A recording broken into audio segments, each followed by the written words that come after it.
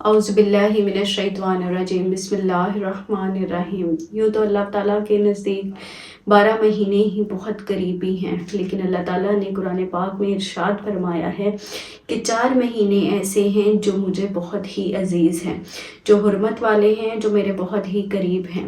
लिहाजा इन 4 महीनों में ज़्यादा इबादत करनी चाहिए, अल्लाह पाक के करीब रहना चाहिए, जितनी हो सके उतनी सदका खैरात करना चाहिए, खुदा की राह में खर्च करना चाहिए। वो कौन से ऐसे महीने हैं जिन्हें अल्लाह पाक ने पसंद फरमाया है और जिनके बारे में, और सबसे अफजल महीना कौन सा है, वो आज की वीडियो में हम बात करेंगे। लेकिन उससे पहले मैं आपसे दरख्वास्त करूँगी कि वीडियो को एंड तक देखा करें, चैनल को सब्सक्राइब किया करें, वीडियो को लाइक किया करें, कमेंट्स और शेयर ज़रूर किया करें। अल्लाह पाक ने कुरान पाक में इरशाद फरमाया है कि महीने 12 ही हैं जो अल्लाह पाक को अजीज़ हैं, लेकिन इनमें से 4 महीने हैं जो अल्लाह ताला के ज़्यादा करीब हैं, जिनमें से बहुत ज़्यादा वो हुर्मत वाले हैं। सबसे पहला है रजब, फिर है जिलहज, ज़िकार, जिलहज और मुहर्रम शरीफ।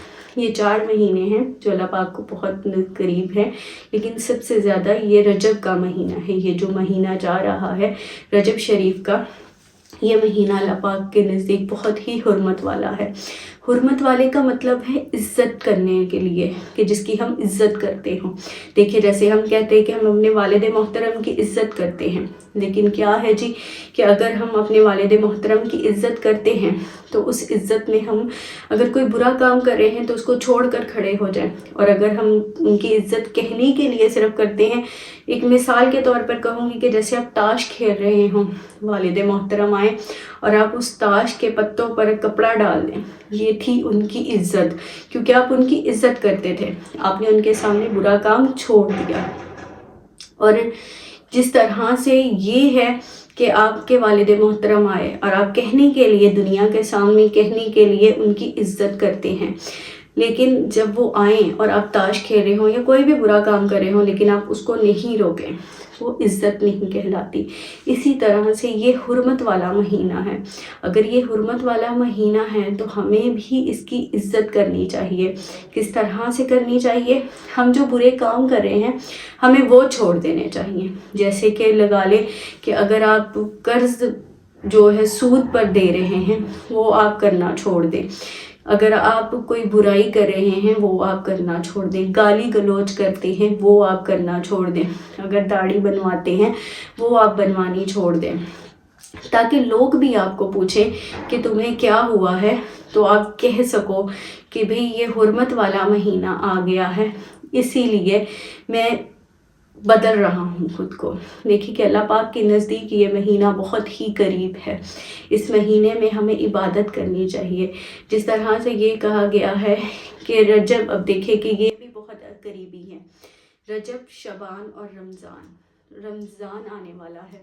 रमज़ान की रहमतें कितनी हैं, बरकतें कितनी हैं। देखें कि जिस तरह से अल्लाह पाक की ज़ात ने तमाम इस्लामी किताबों में कुरान पाक को अहमियत दी है। ये हदीस शरीफ में आता है कि जिस तरह से तमाम इस्लामी किताबों ने अल्लाह पाक ने कुरान पाक को इज़्ज़त दी है, मर्तबा दिया है, उसी तरह से रजब शरीफ को भी इन तमाम महीनों में रुतबा दिया गया है।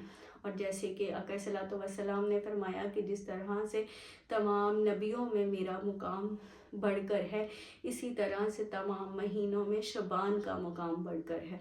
और इसी तरह से अल्लाह पाक की ज़ात ने फरमाया कि जिस तरह से सबसे ऊंचा मुकाम अल्लाह पाक की ज़ात मुबारक का है, उसी तरह से तमाम महीनों में सबसे आला मुकाम रमज़ान के महीने का है। देखिए, वो तो रहमतों और बरकतों का महीना आने ही वाला है, लेकिन हम रजब से ही क्यों नहीं शुरू करते? हम अपनी इबादतों में इजाफ़ा कर लेते हैं। कुछ हदीसें, कुछ आलिम फरमाते हैं कि जो सदका और खैरात का हुक्म दिया गया है, ज़कात का हुक्म दिया गया है, वो रजब में भी दिया गया है। रजब में ही इसका हुक्म हुआ था। इसीलिए रजब शरीफ में खुदा की राह पर जितना खर्च हो सके उतना करें, नमाज़ पढ़ें, قرآن پاک پڑھیں، نفلی عبادت کریں، کیونکہ یہ مہینہ بہت ہی حرمت والا ہے۔ حرمت والے اگر مہینے ہمارے رب نے ہمیں عطا کیے ہیں تو ہمیں ان کا کچھ نہ کچھ تو فائدہ اٹھانا چاہیے۔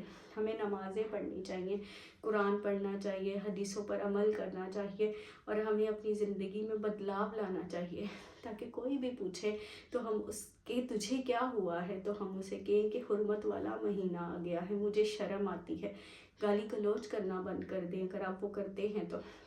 اگر آپ کوئی بھی برائی کرتے ہیں اسے چھوڑ کر نیکی کی طرف قدم بڑھائیں، اپنی عبادتوں میں اضافہ کریں، خدا تعالیٰ کی ذات کو راضی کرنے میں اضافہ کریں۔ دیکھیں کہ ہمیں اس دنیا کے ان پہلوؤں سے نکلنا ہے، اور ہمیں ان مہینوں میں یہ جو رجب شریف جا رہا ہے، آہستہ آہستہ پتہ ہی نہیں چلتا، وقت ریت کی طرح مٹھی سے نکلتا جاتا ہے، لیکن ہمیں اس وقت کو مضبوطی سے تھامنا ہے اور ہمیں اس کا فائدہ اٹھانا ہے۔ فائدہ کس طرح سے اٹھانا ہے کہ ہمیں اللہ پاک کی عبادت کرنی ہے، ہمیں اپنی عبادتوں میں اضافہ کرنا ہے، نفل بھی پڑھنے ہیں، نمازیں بھی پڑھنی ہیں، فرض بھی ادا کرنے ہیں اور نوافل بھی پڑھنے ہیں۔ ہمیں ہر کام کو اپنے لیے، اپنی آخرت کے لیے ٹھیک کرنا ہے۔ یہ حرمت والے مہینے سے ہمیں فائدہ اٹھانا ہے۔ اللہ پاک کی ذات ہم سب کو توفیق عطا فرمائے کہ ہم اس رجب میں، آنے والے شعبان میں اور آنے والے رمضان میں خدا کی اتنی عبادت کر سکیں کہ ہمارا خدا ہم پر راضی ہو جائے۔ اور قسم ہے مجھے اس ذات کی، جب ہم اسے راضی کرنے پر آ جاتے ہیں نا تو یہ دنیا خود بخود ہی ہم سے راضی ہونا شروع ہو جاتی ہے۔ ہمیں چاہے کوئی کچھ بھی کہتا ہو، لیکن جب ہمارا خدا ہم پر راضی ہوتا ہے تو یہ دنیا خود ہی راضی ہو جاتی ہے۔ اسی لیے آپ سب سے یہ التجا ہے کہ یہ اس حرمت والے مہینے کا فائدہ اٹھائیے، عبادت کیجیے، اپنی عبادتوں میں اضافہ کیجیے، قرآن پاک کی تلاوت کیجیے اور اللہ پاک کے نزدیک ہو جائیے۔ اور آگے جب رمضان آئے، اللہ پاک کی ذات نے رمضان کے لیے، شعبان کے لیے اور رجب کے لیے کتنا کچھ فرمایا ہے۔ اگر ہم سمجھنے والے ہوں، اگر ہم اس سے کچھ سیکھنے والے ہوں تو ہماری زندگیاں آسان ہو جائیں گی۔ بہت ساری دعاؤں میں یاد رکھیے گا۔ ویڈیو کو لائک کیجیے گا، چینل کو سبسکرائب کیجیے گا۔ اللہ حافظ۔